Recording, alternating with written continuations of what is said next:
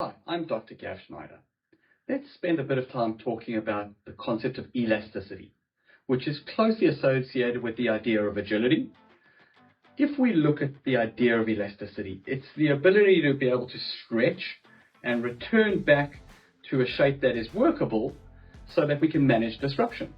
So if we think about this from a compliance perspective, compliance is generally designed to be non-elastic and rigid, because we're trying to look at complying with a set of rules, which often makes it incredibly difficult in a fast-paced and changing world. So that if we have a lot of control and a lot of certainty, then compliance-based approaches can work quite well. If you have limited control and limited certainty, then we've got to look at the world of being more elastic, more agile, and more adaptive.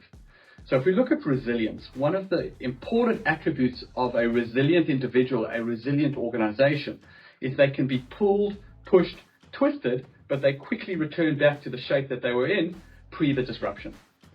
So elasticity becomes very important for continuity. The challenge with that is the assumption that you were in the right shape, heading in the right direction before the disruption occurred. So we also need to think of an idea that one of my colleagues, Ron Umram, came up with, which is adaptive elasticity. If we want to really apply resilience in a volatile, uncertain, complex, and ambiguous digitized world, we need to be able to return back to whatever shape I am required to be to manifest the best outcome after a disruption or when an opportunity presents.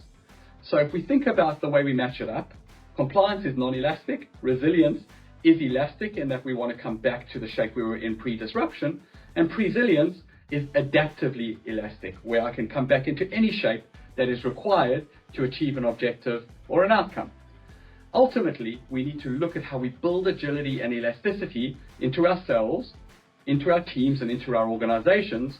Otherwise, we may find it incredibly difficult to thrive in our volatile, uncertain, complex, ambiguous, and digital world.